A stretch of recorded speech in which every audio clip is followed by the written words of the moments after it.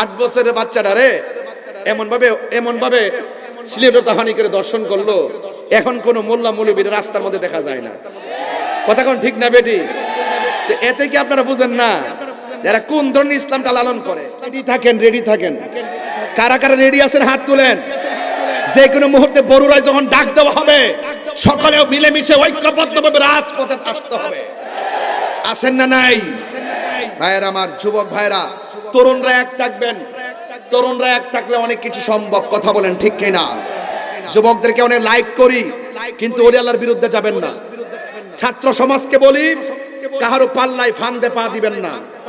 আপনাদের ইমানের দাম আছে, আপনাদের চেতনার দাম আছে, আপনারা কাহারও ফাঁদে পা দিবেন না। দেখেন আমার জীবনে এই যে দেখেন একটা দুইটা নরমাল মোবাইল আছে। এটা কি মোবাইল? রিয়েলমি। আর এটা আচ্ছা, দুইটা ফোন আসেনি। আমার জীবনে যখন কোটি মোবাইলও ব্যবহার করছি, তখনও আমি রিংটোন দেই নাই। আমার রিংটোন ছিল সেহরির টাইমে আমার মায়ের ডাক। এমন অনেক সংসার আছে এই রমজানে মা ডাক আর শুনে না। বাবা কথা সঠিক কিনা বলেন তো? আমি একটু কথা বলি এ ব্যাপারে। আমার যুবকগুলো একটু মনোযোগী হোক। এই যুবক আমার দিকে তাকান। এমন অনেক সংসার আছে মায়ের ডাক আর শোনা যায় না, মাটা বাসতলায় শুয়ে রয়েছে। কথা কোন ঠিক কিনা? এই জন্য দাঁত থাকতে দাঁতের মর্ম বুঝবেন, মা বাপ থাকতে মা বাপের মর্ম বুঝবেন। বহুত ইফতার মা চুলার পারে বৈশা বানাই দিছে। এই নিজে আমরা ইফতার বানাই দিছে, খাইয়া ফেলছি, কিন্তু মা ইফতারটা রাখছে কিনা এই চিন্তাটাও করি নাই। অথচ আমরা খাইয়া বৈশা রয়েছি। এই পৃথিবীতে একটা মাত্র মানুষ যে নিজে না খায়াও খাওয়ায়, নিজে না খেয়েও কে আমার ক্ষুধা নাই, তিনি হলেন মা। তিনি কে? এই রমজান মাসে ওই মায়ের সম্মান দরকার আছে না নাই? এবং মৃত্যুর আগ পর্যন্ত মায়ের সেবার দরকার আছে না নাই? এখন আমি এতে কোনো ওয়াজ করতেছি, চিল্লাইতাছি, রাষ্ট্রীয় কথা, ধর্মীয় কথা, আনুষঙ্গিক কথা, সামাজিক কথা, অনেক কথাই তো আমি বলি, কিন্তু বলার ভিত্তিতে শুধু একটা কথা বলবো যে আমার ওয়াজ যদি 30 সেকেন্ডের জন্য ভালো লেগে থাকে, আমি রমজান মাসে রোজাটাকে সামনে রেখে আমি একটা কথা বলবো, জীবনে কোনোদিন মা বাপের মনে কষ্ট দেওয়া যাবে না। যদি কষ্ট দেন আপনার মতন শ্রোতা আমার দরকার নাই। যদি কষ্ট দেন আপনার মতন মুড়ি তলি তোলা দরকার নাই। এটা আমার পরিষ্কার। হুজুর আমার খাইতে বসে বলছে যে বাজি একটু মা বাপের ব্যাপারে কথা বলেন। তাইলে এই যে কত বড় দিক নির্দেশনা দেখেন। এই কথার বাস্তব কথা আমি এখন বলতেছি। তো আপনাদেরকে অনুরোধ করব, এই রমজান মাস, আরে এই রোজার মাসে মারে দেখছি যে মাটির পাতিলের মধ্যে দইটা বসাইতো, খেজুরে গুড় দিয়া যে খাইতাম আগের মতো এখন কি আছে? এখন আপনার ফোন দিয়ে দে, বউ ফোন দিয়ে দে, বাজার থেকে লইও, আবার বানাইবো, বানাইতে পারলে না, বানাইতে পারলে না, মানে ঠিকছে না তো, দেখছে না তো। মা এই পাতিলের মধ্যে দইটা বানাইছে। দইটা মজা লাগছে নিও? খেজুরে গুড়টা দিয়ে কেমন লাগছে? আর কলাটার সাথে মারলে এত স্বাদের খাবারটা খাওয়াইছে। আগের মতো আর মজা লাগে না। আগের মতো সেহরি কি বোয়াইতের আমলে মজা লাগে?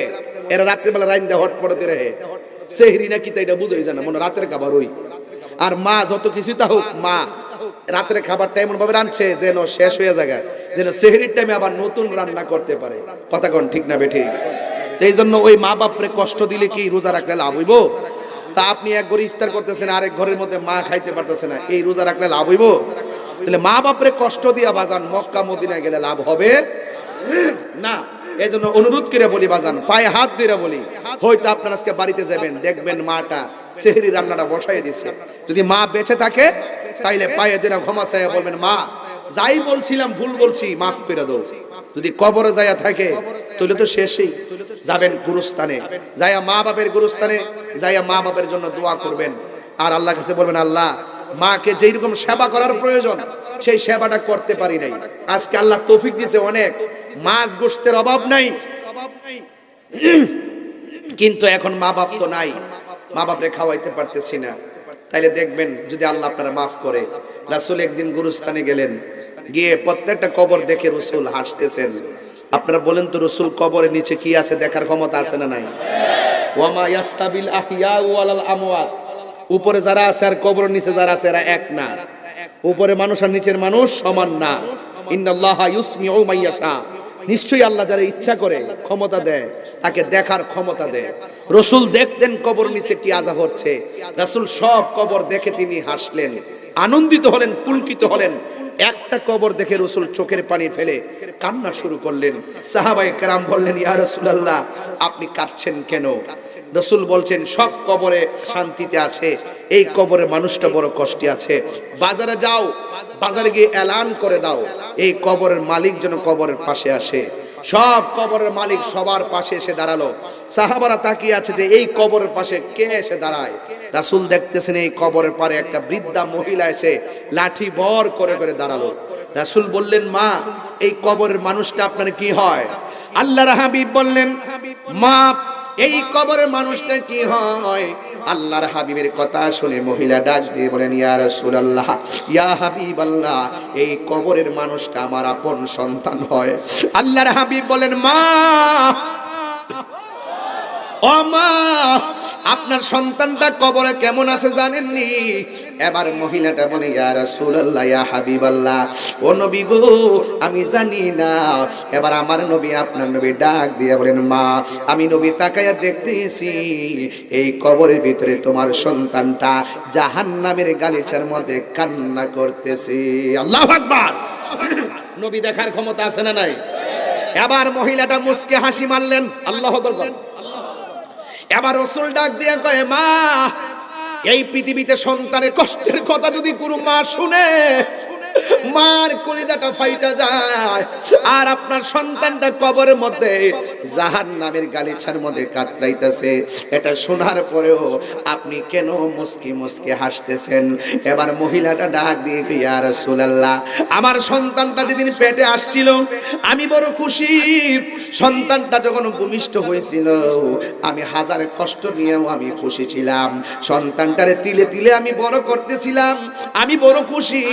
এমন একটা সময় এসেছে আমি মা বৃদ্ধা হয়ে গেলাম আর সন্তানটা জোয়ান হয়ে চাকরিজীবী হয়ে গেল, কিন্তু আমার দিন যায়, আমার রাত যায়, আমার সন্তান আমার খবর নেয় না। আমার সন্তান আমার এমন কষ্ট দিছে আমি আর সহ্য করতে পারি নাই। আমি আল্লাহর কাছে দুইটা হাত তুলে বলছি, আল্লাহ, আমার সন্তান আমার এত কষ্ট দিয়েছে, আমার খবর নেয় না, আমার খবর নেয় না। ও আল্লাহ, আমি আর সহ্য করতে পারি না, কষ্টের বাঁধ ভেঙে গেছে। ও আল্লাহ, আমার সন্তান আমারে যেমন কষ্ট দিছে এই সন্তানটারও তুমি এমন ভাবে কষ্ট দিও। একটা কথা মনে রাখবেন, এই পৃথিবীর মধ্যে একটা মানুষ যখন সন্তানের জন্য বদদুয়া করে এটা কবুল হয়ে যায়, এই মানুষটার নাম হলো জনম দুঃখিনী মা। আবার যখন সন্তানের জন্য দোয়া করে আমার আল্লাহ রাব্বুল আলামিন কবুল করে ফেলেন, ওই মানুষটার নাম হলো মা। মায়ের দোয়া ওলি হয়ে যায়, আবার মায়ের বদদুয়ায় জীবন ধ্বংস হয়ে যায়। কথা বলেন ঠিক কিনা?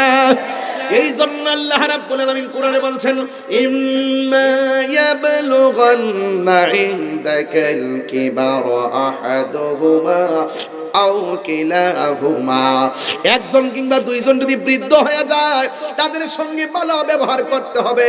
ওয়া কুল্লাহুমা কাওলান কারীমা,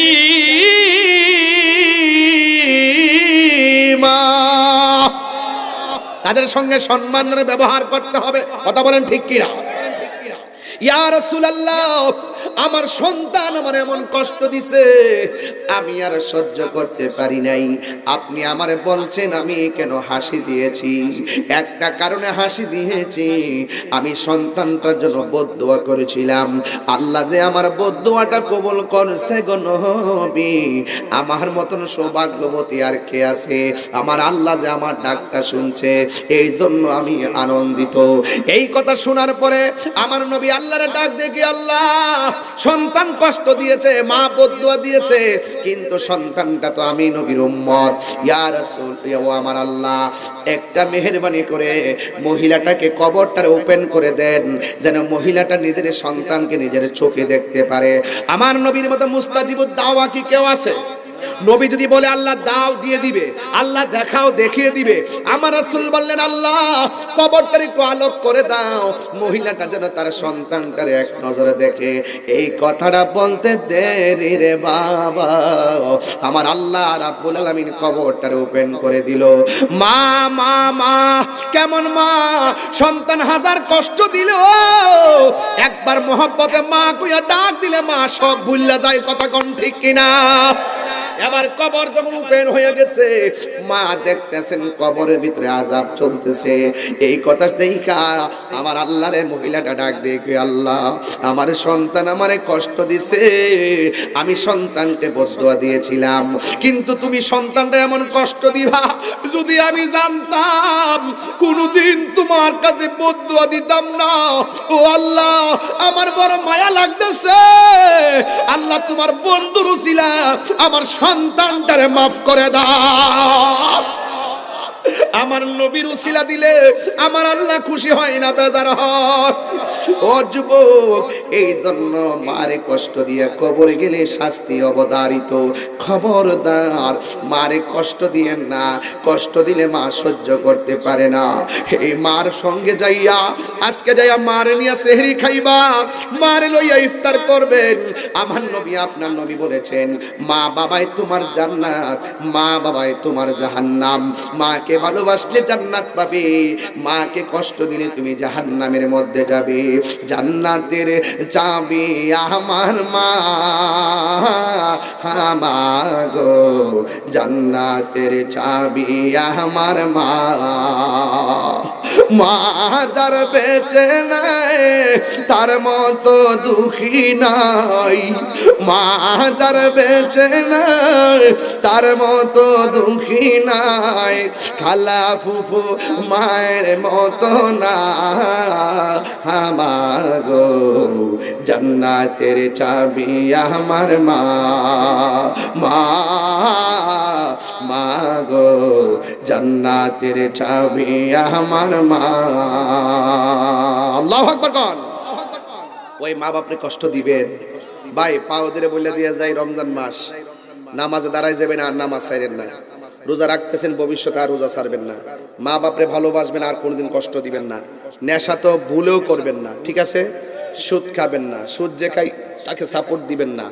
সুদ খাবেন না, সুদ যে খাই তার পাশেও যাবেন না। যেই ঘরের মানুষ সুদ খায় সেই ঘরে শান্তি নাই। যেই সমাজে ওপেন সুদ চলে সেই সমাজ শান্তির হয় না। যেই দেশে সুদ চলে সেই দেশে শান্তি আসবে না। এটাই হলো ইউনিভার্সাল ট্রুথ। কথা বলেন ঠিক না বেঠিক? হারামের মধ্যে কোনো আরাম। আল্লাহ আমাদের সকলকে তৌফিক দান করুক, বলুন আমিন।